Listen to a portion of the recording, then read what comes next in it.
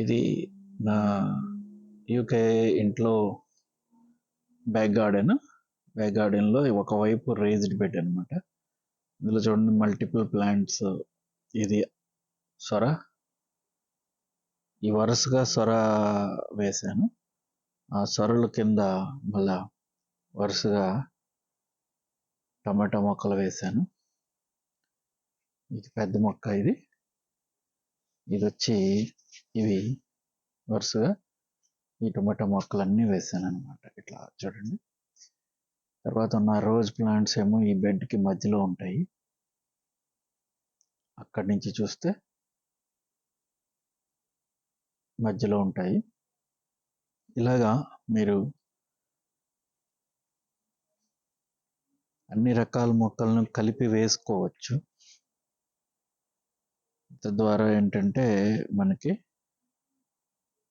Place కలిసి వస్తుంది అనమాట.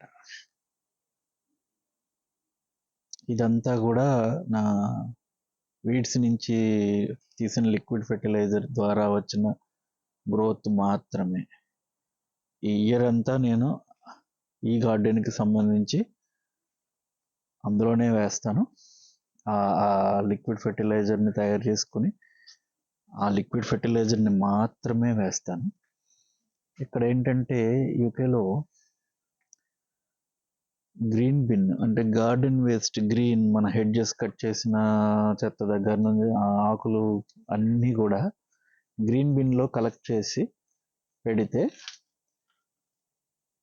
బై మంత్లీ అంటే మంత్కి 2 సార్లు 15 డేస్కి ఒకసారి కలెక్షన్ వస్తుంది. వాళ్ళు వచ్చి బండి తీసుకుని కలెక్ట్ చేసుకుంటారు. దానికి గాను ఛార్జ్ చేస్తారు. అదంతా వేస్ట్గా పోయినట్టే.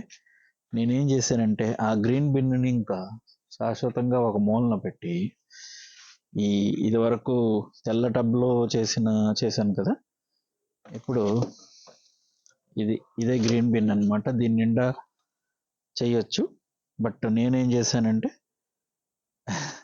నా వీడ్స్ ఎప్పటికప్పుడు వీడ్స్ కానీ ప్రూన్ చేసిన మెటీరియల్ కానీ ఏదైనా కానీ నేను తీసుకొచ్చి ఇందులో పడేస్తూ ఉంటాను అనమాట.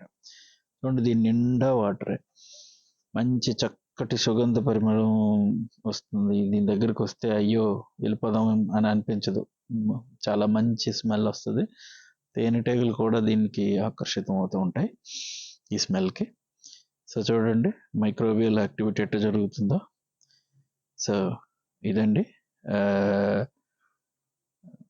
మన లిక్విడ్ ఫెర్టిలైజర్స్ గార్డెన్ వేస్ట్ నుంచి తయారు చేసుకునే లిక్విడ్ ఫెర్టిలైజర్. దీన్ని నేను గార్డెన్ వేస్ట్కి సంబంధించిన బిన్నుని కౌన్సిల్ వాళ్ళకి కలెక్షన్కి ఇవ్వకుండా మొత్తం వేస్ట్ అని నేను లిక్విడ్ గోల్డ్గా తయారు చేసేసుకుంటున్నాను. అదే లిక్విడ్ ఫెర్టిలైజర్ని నేను, అది మంచిగా ఉంది కాబట్టి గోల్డ్ అంటున్నాను. ఇలా ఫంగస్ వస్తే ఫంగస్లా కనబడుతూ ఉంటుంది.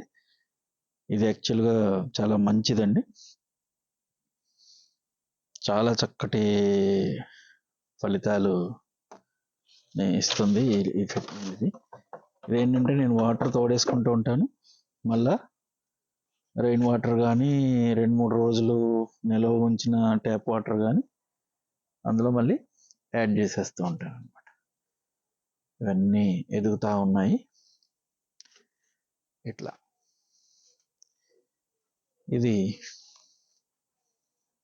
ఇవే కాదు,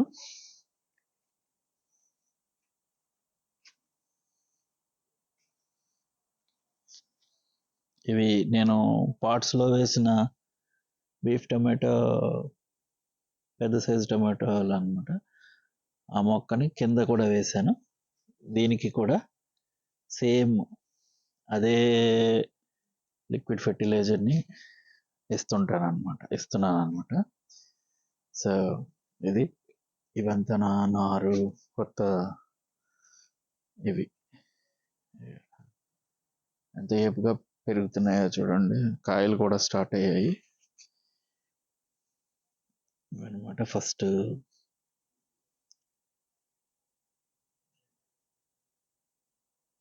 పుష్పగుచ్చం నుంచి తయారైన కాయలు చాలా అమేజింగ్గా పనిచేస్తుంది లిక్విడ్ ఫెర్టిలైజర్.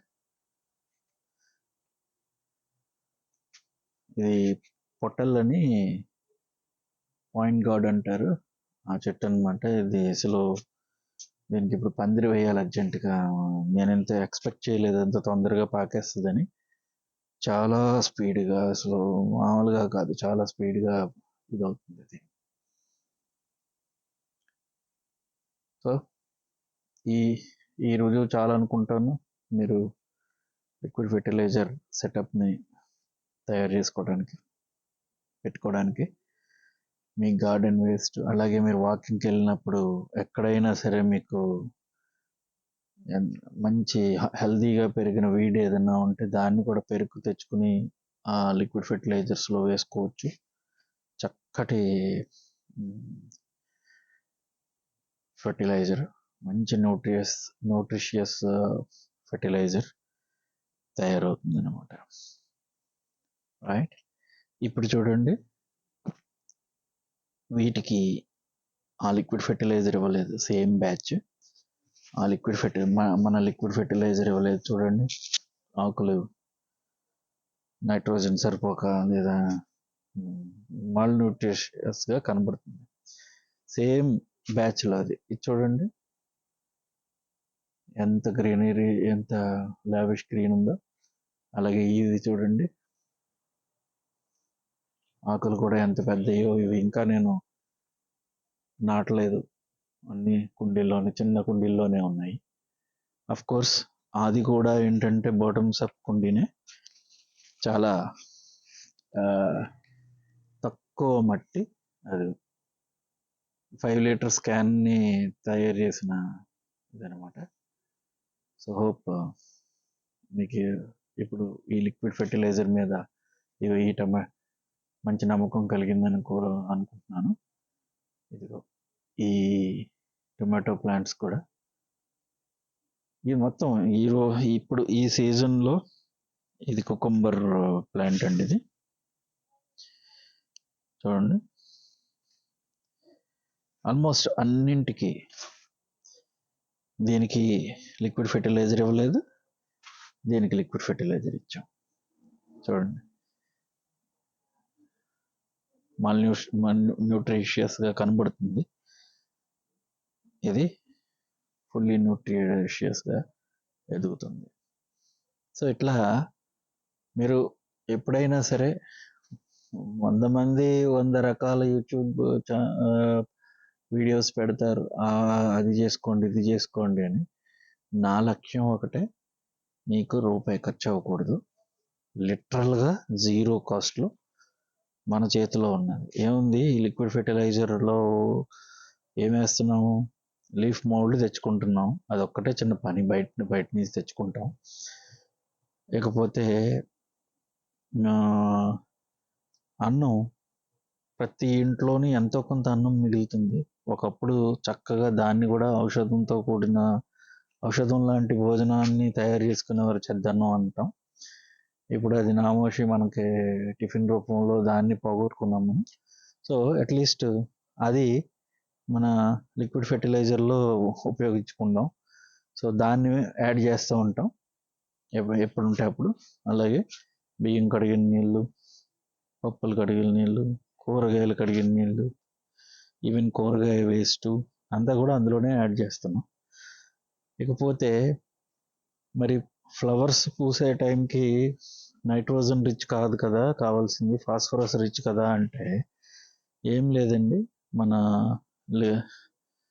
మన లిక్విడ్ ఫెర్టిలైజర్ బిన్లో కానీ టబ్లో కానీ ఏం చేయాలి అంటే, ఇలా చెట్ల నుంచి రాలిన, చూడండి ఇది ఫ్లవర్స్ అన్నమాట.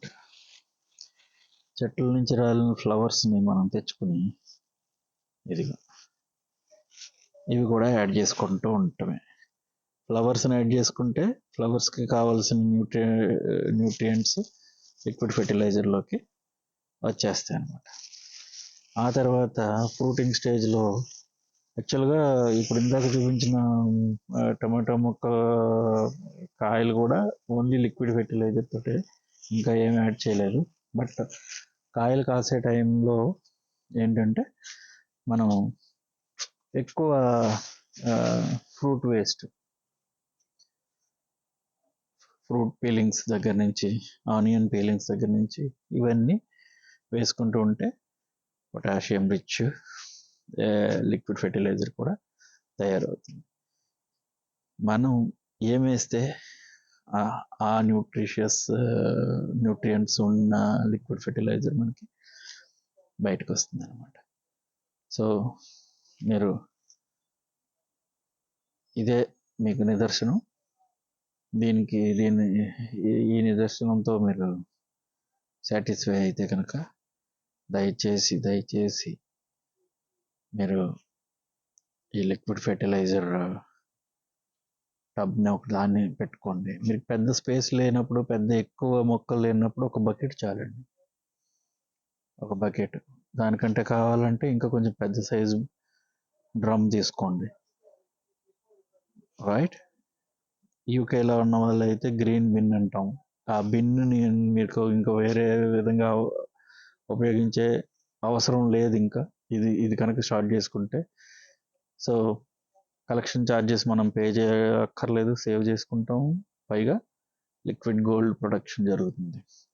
చూడండి, ఈ ముల్లంగి కూడా వీటన్నిటికీ లిక్విడ్ ఫెర్టిలైజర్ ఇచ్చాం. చక్కటి దుంపలు తయారవుతున్నాయి. చూడండి, తయారవుతున్నాయి ఇప్పుడు ఆల్రెడీ. ఓకే, సో ఇది మీకు ఉపయోగపడుతుందని ఆశిస్తూ, మీకు నచ్చిందని భావిస్తూ, ఎంతో మంచిగా ఇలాంటి మంచి విషయాలని మరిన్ని మీకు షేర్ చేయాలని, అంతటి శక్తిని నాకు ప్రకృతి మాత కలుగజేయాలని కోరుకుంటూ సెలవు తీసుకుంటాను.